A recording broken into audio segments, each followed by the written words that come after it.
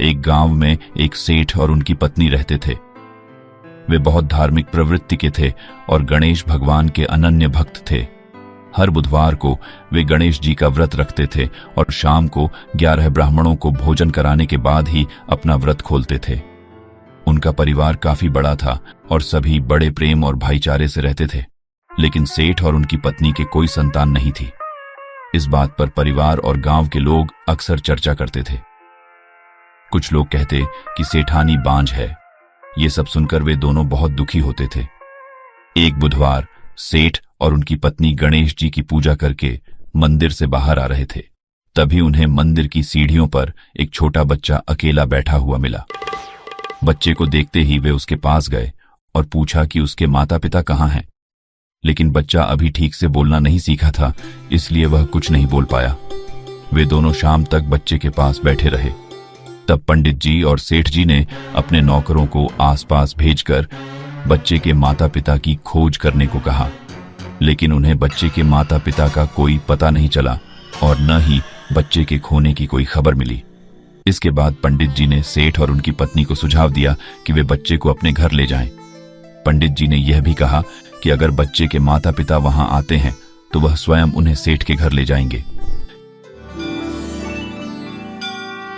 सेठ और उनकी पत्नी बड़ी खुशी से उस छोटे बालक को अपने साथ घर ले गए। सेठानी ने बच्चे का नाम अपने आराध्य भगवान गणेश के नाम पर गणेश रखा और उसे बड़े प्यार और लाड से पालने लगी। कुछ दिनों बाद उसी गांव में एक ठग पति पत्नी आए। उनका उद्देश्य गांव के सबसे अमीर व्यक्ति को ठगना था। वे दोनों गणेश मंदिर की सीढ़ियों पर बैठकर अपनी योजना बना रहे थे। थोड़ी देर बाद जब पंडित जी वहां पहुंचे और उन्होंने अनजान लोगों को देखा तो उन्होंने पूछा कि क्या उनका बच्चा खो गया है। ठग दंपति जो ठगी के लिए एक बहाना ढूंढ रहे थे, उन्होंने तुरंत हां कह दिया। तब पंडित जी ने कहा कि चिंता करने की कोई जरूरत नहीं है, उनका बच्चा एक सेठ जी के घर में पल रहा है। फिर पंडित जी उन दोनों को सेठ जी के घर ले गए। सेठ और सेठानी को जब यह पता चला कि गणेश के कथित माता पिता आए हैं तो वे बहुत दुखी हुए। सेठ जी ने उस दंपति को एक रात के लिए अपने अतिथि गृह में ठहराया। वे दोनों ठग अब केवल सही मौके की तलाश में थे। रात को सभी के सो जाने के बाद वे धीरे धीरे सभी कमरों की तलाशी लेने लगे। उनकी तलाशी के दौरान वे तिजोरी वाले कमरे तक पहुंच गए। उनकी छानबीन के दौरान होने वाली आवाजों से सेठ जी का एक नौकर जाग गया और उस दिशा में चला गया।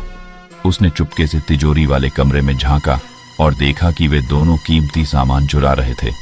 नौकर ने फौरन बाहर से कुंडी लगा दी और पूरे घर में चोर चोर चिल्लाते हुए हल्ला मचा दिया।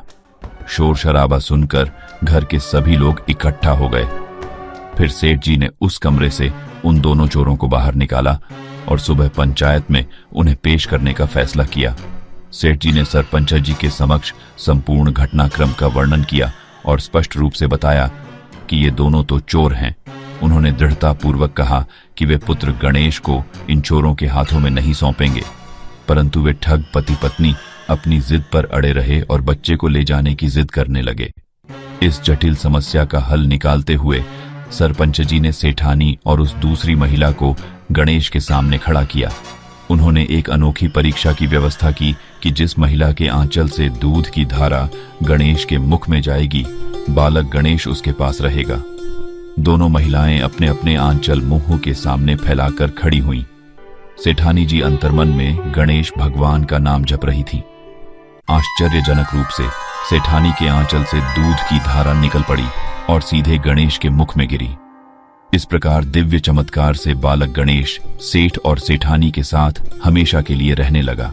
और इस तरह यह अद्भुत और प्रेरणादायक कहानी बुधवार व्रत की कथा के रूप में सुनी और पढ़ी जाती है, जो श्रद्धा और भक्ति की अनुपम गाथा है। ये कहानी न केवल हमें दिखाती है कि कैसे ईश्वर की भक्ति में समर्पित एक दंपति को उनकी अधूरी इच्छा की पूर्ति होती है, बल्कि यह भी बताती है कि कैसे धर्म और न्याय की जीत होती है।